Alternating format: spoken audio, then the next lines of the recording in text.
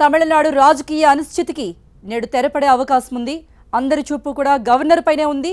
Governor పళనిస్వామిని పిలిచి బల నిరూపణకు అవకాశం ఇస్తారని తెలుస్తోంది. కొత్త ప్రభుత్వ ఏర్పాటుకు గవర్నర్ పళనిస్వామిని ఆహ్వానించబోతున్నారు. రాజ్భవన్ నుండి మధ్యాహ్నం ప్రకటన వస్తుంది అంటున్నారు. న్యాయ నిపుణుల సలహా మేరకే గవర్నర్ ఈ నిర్ణయం తీసుకున్నట్టు తెలుస్తోంది. మొత్తం మీద ఎప్పటి నుండో ఉత్కంఠ రేపుతున్న తమిళనాడు పాలిటిక్స్కు ఈ రోజుతో ఒక కామ పడే అవకాశం కనపడుతూ ఉంది. ఈ రోజు పళనిస్వామిని న్యాయ నిపుణుల సలహా మేరకు గవర్నర్ ఆహ్వానించబోతున్నారు ప్రభుత్వ ఏర్పాటుకు అనేది తెలుస్తోంది. ఈ రోజు మధ్యాహ్నం రాజ్భవన్ నుండి ఈ మేరకు ప్రకటన వచ్చే వీలుంది.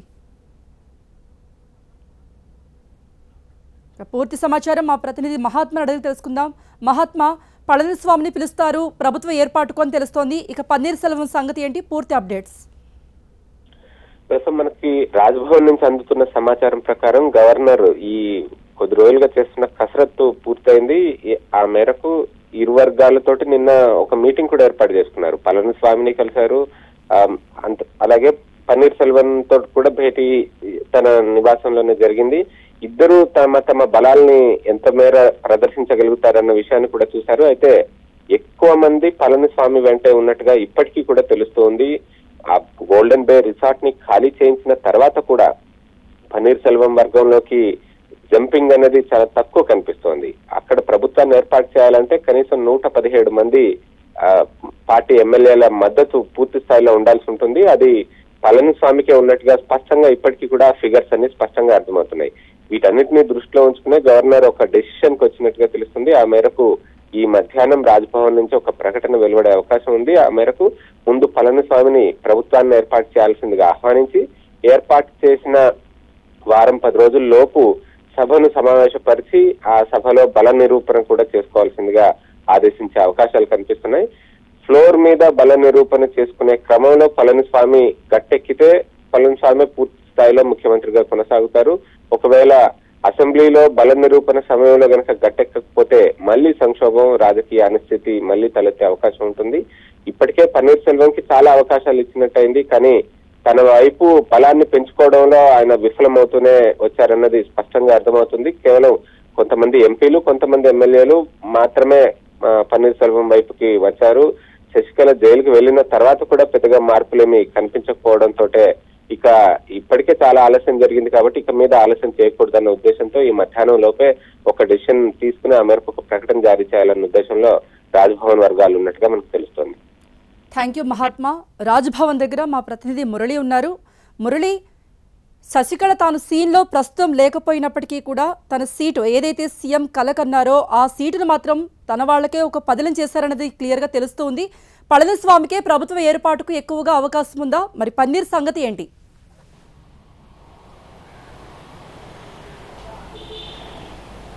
నిన్నటి నుంచి కూడా గవర్నర్ ప్రకటన కోసం ఇటు అన్నా డిఎంకేలోని 2 వర్గాలతో పాటు అన్ని రాజకీయ పార్టీలు కూడా నిశ్చితంగా చూస్తూ ఉన్నాయి. ఎందుకంటే గత 12 రోజులుగా కూడా ముఖ్యమంత్రి అనేది ప్రస్తుతం తాత్కాలికంగానే ఉన్నటువంటి పరిస్థితుల్లో ప్రభుత్వం ముందుకు సాగినటువంటి పరిస్థితి, పాలనాపరమైనటువంటి సంక్షోభం ఎదుర్కొంటుంది. అయితే ఇన్ని రోజుల పాటు కూడా శశికళకు కోర్టు తీర్పు కారణంగా గవర్నర్ వేచి చూశారు. ఎటువంటి నిర్ణయం కూడా తీసుకోలేదు. కానీ ఇప్పుడు తొందరగా నిర్ణయం తీసుకోవాల్సిన అవసరం ఉంది.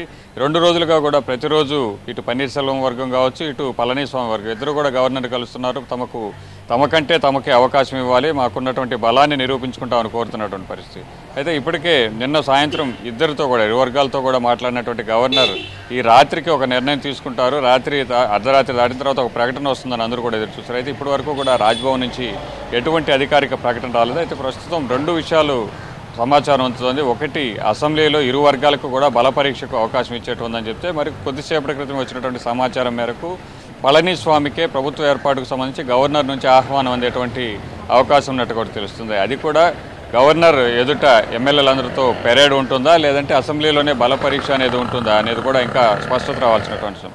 సో ఇవాళ కనుక గవర్నర్ ప్రకటన వస్తే ఆయన ఏం చెప్పబోతారు, ఎప్పుడు ప్రభుత్వ ఏర్పాటుకు సంబంధించి కానీ లేదా బల నిరూపణకు సంబంధించి కానీ ఒక తేదీ ఖరారయ్యేటువంటి అవకాశం అనేది కూడా కొంత స్పష్టత వస్తే ఇన్ని రోజుల పాటు నెలకొన్నటువంటి సంక్షోభానికి కొంత తెరపడేటువంటి అవకాశం ఉంది. అయితే ఇప్పటికీ కూడా ఇరు వర్గాలు పోటాపోటీగా ఉన్నాయి. ఇటు పన్నీర్ సెల్వం కావచ్చు, పళనిస్వామి కావచ్చు, ఇద్దరు కూడా ఎమ్మెల్యేల మద్దతు తమకంటే తమకే ఉందని చెప్తూ ఉన్నారు.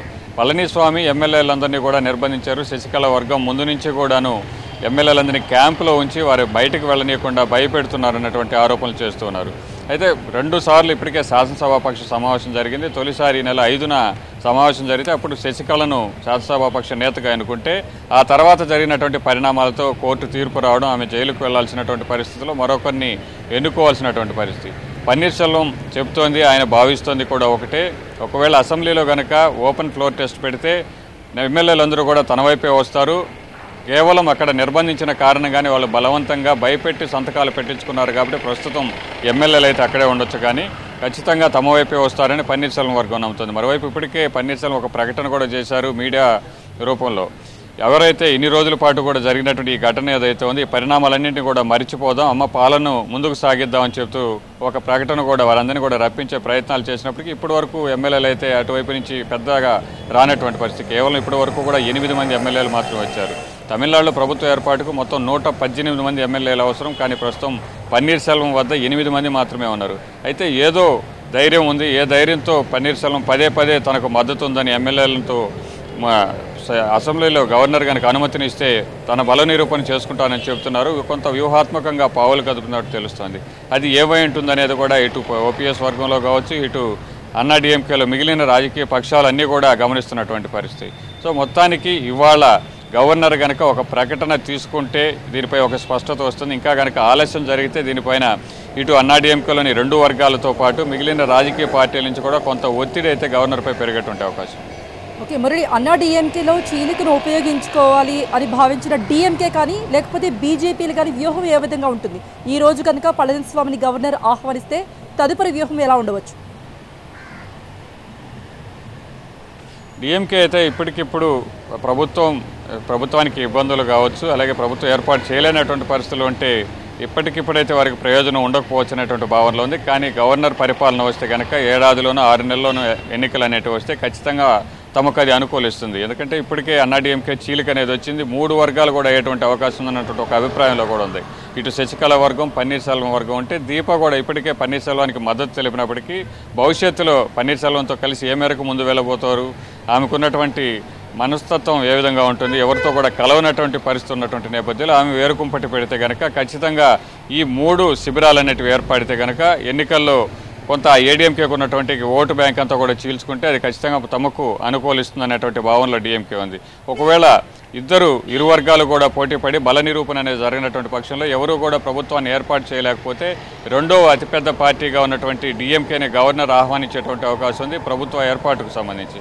సో ఒకవేళ గవర్నర్ నుంచి పిలుపు వస్తే కనుక అప్పుడు ఎవరైనా మద్దతు ఇచ్చేటువంటి ఎమ్మెల్యేలు కనుక తమ వైపు వస్తే ప్రభుత్వ ఏర్పాటు దిశగా కూడా డిఎంకే ముందుకు వెళ్ళేటువంటి అవకాశం ఉంది. ఇప్పటికే స్టాలిన్ కూడా డిఎంకే కార్యకర్తలందరికీ కూడా లేఖ రాశారు, త్వరలో మన ప్రభుత్వం రాబోతుంది, ఒక శుభవార్త వినబోతున్నారు, మంచి పరిపాలనను మనం అందించబోతున్నాం అనేటువంటి వ్యాఖ్యలు కూడా చేయడంతో డిఎంకే ప్రయత్నాలు కూడా తెరల వెనుక చేస్తుందని కూడా చెప్పొచ్చు. Thank you Murali. ఎవరి ప్రయత్నాలు వారివి, ఎవరి వ్యూహాలు వారివి. అందరి కళ కూడా సీఎం పీఠం చుట్టే తిరుగుతూ ఉంది. అయితే ఈరోజు గవర్నర్ పళనిస్వామిని పిలిచి ప్రభుత్వ ఏర్పాటు చేయమని ఆయన ఆహ్వానిస్తారని తెలుస్తోంది. మరి ఈరోజు మధ్యాహ్నానికి రాజ్భవన్ నుండి ఏదైనా ప్రకటన వస్తుందా అనేది చాలా ఆసక్తికరంగా మారింది.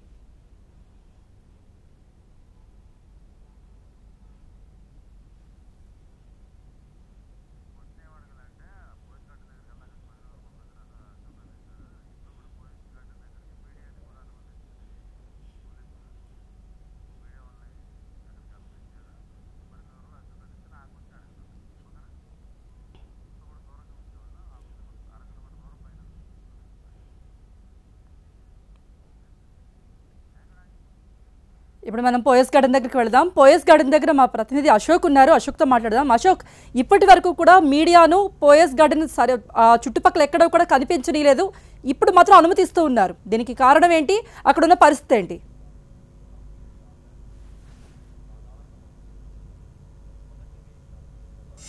పోయస్ గార్డెన్ మొత్తం కూడా పూర్తిగా బోసిపోయిందనే చెప్పాలి. ఒకటి జయలలిత మరణం తర్వాతే ఇక్కడ కాస్తంత హడావిడి తగ్గింది. మామూలుగా జయలలిత ఉన్నప్పుడు పోయస్ గార్డెన్ చుట్టుపక్కల రోడ్లన్నీ కూడా ఎప్పుడు చూసినా జనాలందరితో కూడా నిండిపోయి ఉండేవి. మీడియా అనేది ఈ దరిదాపుల్లోకి ఎప్పుడు కూడా రానిచ్చేవాళ్ళు కాదు. ఒక్క జయా టీవీని తప్ప ఇంకా ఏ మీడియాని కూడా రానివ్వరు. దాదాపు జయలలిత ఇల్లు ఎలా ఉంటుందో కూడా చాలామందికి తెలియదు. 1/2 కిలోమీటర్ అవతలే బార్కెట్ల దగ్గర నిలబడే మీడియా వాళ్ళు ఏమన్నా కూడా కవర్ చేయాల్సి ఉంటుంది. అలాంటిది చాలా కాలం తర్వాత, చాలా ఏళ్ల తర్వాత మీడియా ప్రతినిధులను ప్రస్తుతం పోయస్ గార్డెన్లో ఉన్న జయలలితకు సంబంధించిన వేద నిలయానికి వచ్చే అవకాశం ఇక్కడ లభించింది. ముఖ్యంగా శశికళ నిన్న జైలుకు వెళ్ళిన తర్వాత ఇక్కడ అందరినీ కూడా లోపలికి అనుమతించే పరిస్థితి కనిపిస్తుంది. ప్రస్తుతం నేను వేద నిలయం దగ్గరే ఉన్నాను. మనం ఒకసారి దృశ్యాల్లో చూడొచ్చు. జయలలితకు ఎంతో నచ్చిన ఇల్లు ఈ వేద నిలయం. తన తల్లి బతుకున్నప్పుడు ఇద్దరు కలిసి కొనుగోలు చేసిన ఈ ఇంట్లోనే జయలలిత మరణ అనంతరం ప్రస్తుతం శశికళ అదే ఇంట్లో ఉంటూ ఉన్నారు.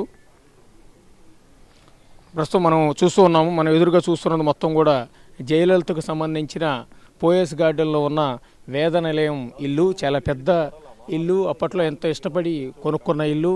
ఇప్పుడు ఇదే ఇంట్లో ప్రస్తుతం శశికళ ఆమె కుటుంబ సభ్యులు, అంటే శశికళ భర్త నటరాజన్తో పాటు ఇతర కుటుంబ సభ్యులంతా కలిసి ఇదే ఇంట్లో ఉంటున్నారు. ప్రస్తుతం ఒక నిర్మానుష్యమైన వాతావరణం వేద నిలయంలో మనకు కనిపిస్తోంది. అట్లాగే ఇంటి ఎదురుగా బోర్డు కూడా మనం ఒకసారి చూడొచ్చు. జయలలిత అని అవతల పక్క గోడ మీద ఒక పేరు కనిపిస్తోంది. జయలలిత అనే పేరుతో మనకు పేరుని చూడొచ్చు. ఒక సెక్యూరిటీ సిబ్బంది, ఒక 4-5 సెక్యూరిటీ సిబ్బంది తప్ప ఇంకెవరూ కూడా మనకు కనిపించిన పరిస్థితి ఉంటుంది. మామూలుగా సీఎంగా ఉన్నప్పుడు, ప్రతిపక్షంలో ఉన్నప్పుడు ఎప్పుడూ కూడా ఈ దరిదాపుల్లోకి మీడియా అనేది ఎప్పుడు కూడా అవకాశం లేదు. 1/2 కిలోమీటర్ అవతల నుంచే మీడియా వాళ్ళు ఎవరైనా సరే అటు నుంచి అటు వెళ్ళిపోవాల్సి ఉంటుంది. జయలలిత చనిపోయిన తర్వాత కూడా ఇక్కడ మీడియా వారిని ఎవరిని కూడా అనుమతించలేదు. అట్లాగే ఇంటికి ఈ పక్కన వేద నిలయం అనే పేరు కనిపిస్తుంది. మనం ఒకసారి ఆ బోర్డును కూడా చూడొచ్చు. వేద నిలయం పోయస్ గార్డెన్. ప్రస్తుతం కొన్ని కోట్ల రూపాయలు విలువ చేసే ఈ ఆస్తి ఎవరి పేరు ఉందో కూడా చాలా రహస్యంగా ఉంది. అది ప్రస్తుతం శశికళ బంధువు ఇలవరసి పేరు మీద ఈ ఇల్లు ఉన్నట్టుగా మనకు తెలుస్తోంది. జయలలిత మరణానంతరం ప్రస్తుతం శశికళ అధీనంలోనే ఈ ఇల్లు ఉంది. ఇదే ఇంట్లో శశికళ ఆమె కుటుంబ సభ్యులంతా కూడా ఉంటూ ఉన్నారు. నిన్న జైలుకి వెళ్ళిన సందర్భంలో కూడా శశికళ ఇదే ఇంటి నుంచి బయలుదేరి వెళ్ళింది. ప్రతిరోజు జయలలిత మరణానంతరం ఆమె పార్టీ కార్యకలాపాలన్నీ కూడా ఇక్కడి నుంచి నిర్వహిస్తూ వస్తూ ఉన్నారు. ప్రస్తుతం పోయస్ గార్డెన్లో ఉన్న వేద నిలయం పరిసరాలన్నీ కూడా చూస్తున్నాం. ఎక్కడా జనాలు లేరు. పూర్తిగా బోసిపోయి ఉన్న వాతావరణం మనకు కనిపిస్తోంది. అటు జయలలిత లేని లోటు, ఇటు శశికళ లేని లోటు మొత్తం కనిపిస్తూ ఉన్నాయి. మామూలుగా అయితే మనకు ఎదురుగా కనిపిస్తున్న ఈ రోడ్డు అంతా కూడా జనాలతో కిక్కిరిసిపోయి ఉండేది. ఎందుకంటే నిత్యం తమిళనాడు రాష్ట్ర వ్యాప్తంగా ఉన్న అన్నాడీఎంకే కార్యకర్తలు ఎంతోమంది ప్రతిరోజు కూడా కొన్ని వందల మంది, వేల మంది బస్సుల్లో ఇక్కడ తరలి వచ్చి క్యూలో నిలబడి ఉండేవాళ్ళు. మనకు ఎదురుగా కనిపిస్తున్న ఈ రోడ్డు మొత్తం కూడా క్యూ లైన్లతో నిండిపోయి ఉండేవి. ఎప్పుడు అమ్మ దర్శనం కోసం లోపలికి వెళ్ళటం కోసం పరితపిస్తూ వాళ్ళంతా ఉండేవాళ్ళు. అలాంటి రోడ్లు పూర్తిగా నిర్మానుష్యంగా కనిపిస్తున్న దృశ్యాలన్నీ మనం ఇక్కడ చూస్తున్నాం. ఏ రోడ్డు చూసినా కూడా ఖాళీగానే మనకు కనిపిస్తున్నాయి. అటు జయలలిత లేదు. ప్రస్తుతం ఆ తర్వాత స్వాధీనంలో ఉన్న శశికళ కూడా ప్రస్తుతం ఇదే ఇంట్లో లేరు. దీంతో కేవలం అతి కొద్ది మంది సెక్యూరిటీ సిబ్బంది తప్ప ఇంకెవరూ లేని పరిస్థితి ప్రస్తుతం మనకు పోయస్ గార్డెన్ దగ్గర కనిపిస్తోంది. ప్రస్తుతం గార్డెన్లో ఉన్న ఈ ఇంటిని జయలలిత స్మారక ఇల్లు కింద మార్చేందుకు పన్నీర్ సెల్వం ప్రయత్నిస్తూ ఉన్నారు. Thank you Ashok. OPS, EPS ఎవరిని సీఎం పదవి వరిస్తుంది? రాజ్భవన్ నుండి ఎప్పుడు ప్రకటన వస్తుంది అనేది చాలా ఆసక్తికరంగా